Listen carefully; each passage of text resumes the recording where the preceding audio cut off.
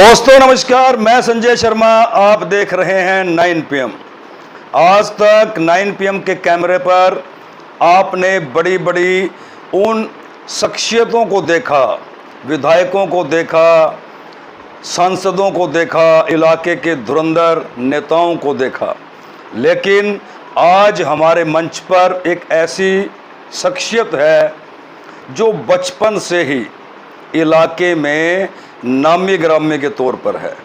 छात्र जीवन में चुनाव लड़ना शुरू किया था, छात्र संघ के चुनाव लड़े, सरपंची के चुनाव लड़े, जिला परिषद के चुनाव लड़े, सरपंच भी रहे।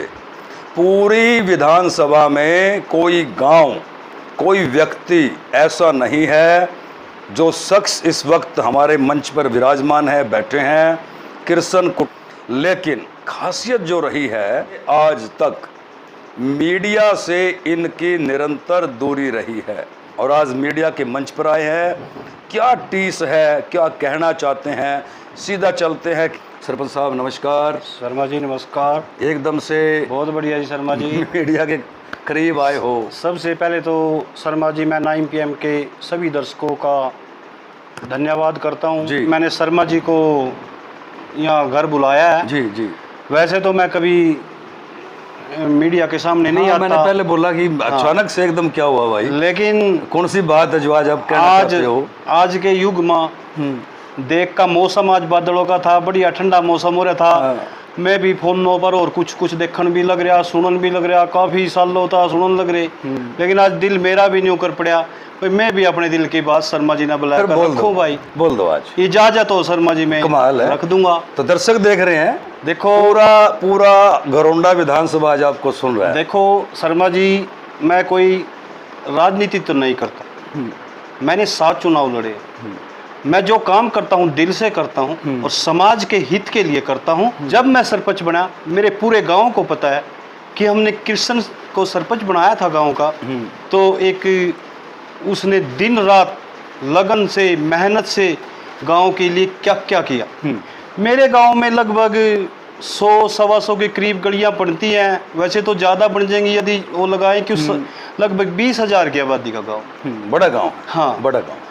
तो जी शर्मा जी, लगभग 80-90 गलियां, 90% गाँव की गलियां जो बुरी दुर्दशा में थे। जब मैं सरपंच बना, कांग्रेस की सरकार थी, 2010 में मैं सरपंच बना, तो बहुत बुरी पोजीशन में गांव था। गांव में चारों तरफ गंदगी थी, जोड़ों का बुरहाल था। मैंने सभी गलियों को पक्का करवाया गांव की, जबकि मेरे से पहले कोई 1-2-4 गलियां सिमटेड थी, अदरवाइज ईंटों के खड़ोंजे होया करते। लेकिन मैंने कांग्रेस के राज में 2010 में, जो हमारे हलके का विधायक था जो विपक्ष से था, सरकार कांग्रेस की होया करती, नरेंद्र सांगवान जी हमारे MLA थे। तो MLA के ना रहते हुए भी वीरेंद्र सिंह राठौर से मैं उनके पास गया, जी मेरे गांव का बहुत बुरा हाल है, मेरे को हेल्प चाहिए। मेरे के गांव में इतनी इनकम नहीं है जो मैं गांव को इतनी बुरी दुर्दशा से निकाल के लाऊं। तो राठौर जी ने समय समय पे जैसे मैं पैसे मांगता रहा वो दे देते थे। तो हमने मतलब गांव की गलियां तो बनाई, खेतों के 15-15, 20-20 किलो के रास्ते तक भी पक्के कर दिए। एक सड़क पक्के पुल से कुटेल जाती थी, उसको भी ऊंचे सवाने की पंचायत ने, कुटेल की पंचायत ने मिलकर 20 फुट इंटरलॉकिंग टल्लो का ऐसा पक्का रास्ता ठोक दिया था, जो कि पूरे हरियाणा में कांग्रेस के राज में, जो पूरे हरियाणा में मिसाइल थी भाई। कुटेल की पंचायत ने देखो क्या करे है जी। तो शर्मा जी आंगनबाड़ियाँ बनवाई। जब मैं सरपंच था, मैंने 2 तो आंगनबाड़ी में भाई साहब से बोल के 2 तो आंगनबाड़ी में भी नौकरी लगवाई, लेडीज जो जरूरतमंद थी। गांव में कांग्रेस के राज में सरकारी पक्की नौकरियां बहुत लगी, तो रोजगार पक्का मिलता था। अब की तरह मैं राजनीति की तो नहीं हूँ, किसी की काट नहीं करता। देखो काम तो सब करते हैं, लेकिन ये नहीं भाई अभी थोड़े समय के लिए नहीं, शॉर्ट टाइम के लिए नहीं, और लंबे टाइम के लिए नौकरी मिलती थी। लेकिन अब ऐसा मुझे नहीं लगता है तो कोई सुनने में आता है भाई एक आधा लड़का वो लग गया, और उस समय तो बहुत ज़्यादा सरकारी नौकरियाँ लगती। हल्के का लीडर होता है, उसकी बहुत बड़ी भूमिका होती है, भूमिका। उसके सहयोग। यदि कोई काम करवा के उसको बोले कि मेरे काम नहीं आए, तो वो भी गलत है। आपके हिसाब से उस समय जो आपके गांव में काम हुए, जबकि घरोंडा में कांग्रेस का विधायक नहीं था, उस हिसाब से यदि आकलन करें तो आज आप कहाँ पाते हो कि आज के काम ज़्यादा कि उस वक्त के काम ज़्यादा? देखो शर्मा जी, निसंदेह उस समय के काम ज्यादा थे। उस समय काम अब बातों के काम ज्यादा है, ग्राउंड पे काम नहीं। ग्राउंड पे काम। बातों में तो बहुत काम है, कितने ही गिनवा लो। अब आप, मैं छोटी सी बात आपको बताना चाहता हूँ कि गांव, मेरे समय में गांव कांग्रेस के राज में ही गांव में पीएससी बनी थी। अच्छा, आपके गांव में? हाँ जी जी जी, कांग्रेस के राज में बनी थी। लेकिन उसमें भूपेंद्र सिंह हुड्डा जी ने ही उसका इनोग्रेशन किया था। किया तो करनाल से ही था, लेकिन आज लग उसमें डॉक्टर भी पूरे नहीं हो पाए, क्वार्टर भी बने हुए हैं। जबकि विधायक जी आपके गांव के हैं। हाँ हाँ, विधायक हमारा ही आदमी है, हमारे में से ही है, कोई उसकी बात नहीं। लेकिन चलो, मैं विधायक की भी वो नहीं करता, तो उसमें थोड़ा वो तो पब्लिक देखती है भी किस किस का काम। स्कूल में भी पूरे टीचर नहीं है। उस समय में, हमारे टाइम में हम जाते थे, कोई ऐसी बात होती, जब पंचायत घर में, जब मैं सरपंच बना था, तो पंचायत घर में पीएससी चलती थी। तो हम भाई साहब के पास जाते थे, जी डॉक्टर नहीं है या उसमें दवाइयाँ नहीं है, वो तुरंत गली सीएमओ को फ़ोन करते थे, वो करते थे, तुरंत सारी उपलब्ध हो जाती थी। लेकिन आज हॉस्पिटल में जाते हैं तो वहाँ दवाइयाँ नहीं होती, दवाइयाँ भी नहीं होती, डॉक्टर नहीं है, क्वार्टर तक बने हुए हैं, बहुत मोटा पैसा लगा हुआ है गाँव की।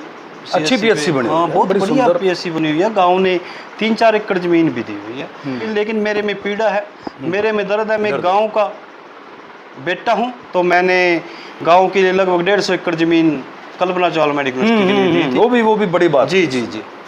तो उसमें उस समय बीजेपी की सरकार थी। मैं क्यों जाते जाते थोड़ा समय मेरे को बीजेपी के साथ भी करने का मिला। तो उसमें मैंने रेजुलेशन किया था। उसमें रेजुलेशन में यदि कोई, मतलब ये चलो मैं कैमरे के सामने बोल रहा, कोई इस तरह की बात भी करेगा, रखेगा, तो मैं उसको अपना रेजुलेशन दिखा सकता हूँ। क्योंकि मैंने अपने गांव के बच्चों के लिए, भाई हम अपनी इतनी बड़ी ज़्यादा ज़मीन दे रहे हैं, तो थर्ड फोर्थ क्लास की नौकरी। वैसे मैंने तो 178 एकड़ ज़मीन दी थी कल्पना चावला मेडिकल यूनिवर्सिटी के लिए। लेकिन मैं सरपंच का इलेक्शन दोबारा हार गया था, दूसरे भाई साहब सरपंच बन गए थे, वो भी हमारा भाई था। तो उस टाइम फिर दोबारा इसको, मतलब पंडित दीनदयाल उपाध्याय यूनिवर्सिटी के नाम से इसका वो हुआ। तो इसमें पता नहीं क्या कारण रहे, क्या नहीं रहे, तो आज लग भी हमारी कोई थर्ड फोर्थ क्लास की नौकरी के उसमें हमने ज़मीन दे रखी, ना हमने कोई पैसा ले रखा, ना कुछ ले रखा किसी प्रकार का, वो नहीं। तो हमें कोई थर्ड फोर्थ क्लास की नौकरी का वो नहीं। हमारे लिए कोई ऐसी भी सुविधा नहीं भी कुटेल ने इतनी ज़मीन दी है, अब इनके आदमियों के कुटेल के लिए इलाज में कोई सुविधा है ना है, क्या प्रायोरिटी होगी क्या नहीं होगी, हमारा बच्चा कोई माड़ी पीएन चपरासी लगेगा ना लगेगा, ये एक शर्मा जी बहुत बड़ी बात है। गांव के लिए इतनी ज़मीन देना कोई छोटी बात नहीं है। तो इसमें थोड़ा गांव के बच्चों को प्राथमिकता मिलनी चाहिए थी। मैं ये नहीं कहता हल्के के और भी आदमी लगे, लेकिन गांव को भी प्राथमिकता मिलनी चाहिए थी, जिसके ऊपर मैंने ज़मीन दी थी। थर्डली, मैंने उस समय एक पाइपलाइन दबवाई थी। जो कुटेल की मेन समस्या है ना, वो है पानी की निकासी। ये गली नाली तो आते हैं, सारे सरपंच बनाते हैं, पाड़ देते हैं, उखाड़ देते हैं, ये कर देते हैं, लेकिन पानी की निकासी का मैंने आके एक पाइपलाइन दबवाई थी गांव से शमशान घाट तक, लगभग जो 1.5 किलोमीटर की थी। मोटर रखी थी, इंजन रखी थी, और एक तालाब को दूसरे तालाब से ज्वाइंट किया था। तो उसी के ऊपर ही आज लग पानी की निकासी गांव की चली हुई है। तो कोई सीवरेज का सिस्टम नहीं बन पा रहा गांव कुटेल में। कोई, चलो ठीक है, गांव कुटेल नीचे में है, जब कुटेल 100-150 किले दे सकती है, क्या सरकार उसको गंदे नाले में दूर ले जाने के लिए, चौरा एरा वगैरह कड़ी गंदे नाले में गिरने के लिए क्या रिक्वायर करके ज़मीन नहीं दे सकती हमें? लेकिन जिसना जो कर रखे उसके लिए थोड़ा हाँ बोलना पड़ेगा। हमारे समय में जब हम सरपंच थे, तो कांग्रेस के राज में काम होते थे, काम पब्लिक तैयार बैठी है, कांग्रेस के इंतजार में है। अच्छा, भाई कब 24 आए, लेकिन जो जनता बताएगी किसने क्या किया, वो तो जनता बताएगी। आपको क्या लगता है, आप जनता के बीच में रहते हैं? देखो, मेरे को जनता लगता है 100% कांग्रेस की सरकार। कांग्रेस मना यह बात बढ़िया लगा, जो जात पात बरादरी देख का राजनीति करा तो मैं उसना अच्छा भी नहीं मानता, या धर्म देख का करा या वो करा। ये वीरेंद्र सिंह राठौर है भाई, उसकी बिरादरी का सब ना पता क्या है, लेकिन उसने हमारी बिरादरी का भी सब ना पता क्या है भाई। हमारे रोडों के कुटेल के बच्चे लगे भाई, राठौर नलवाई ना महल्ले था ना कुछ था, ना महल्ले का भाई था भाई। स्टोंडी के लगे, गुडे के लगे हमारी बिरादरी के भाई, हर भाई कलरम का लगा छोरा हमारी बिरादरी के, और भी सारे के एक के कितने छोरे लुआए। ये ऐसा आदमी बताओ, यदि उसना मौका मिले हल्के में तो हल्के का तो 4 चांद लगा देगा। तो शर्मा जी ज़्यादा, चलो मैं तो राजनीति में नहीं पढ़ता, और बाकी देखो आदमी एक नंबर है, देखो इसमें कोई शक की बात नहीं, और 24 के इंतजार में है लोग।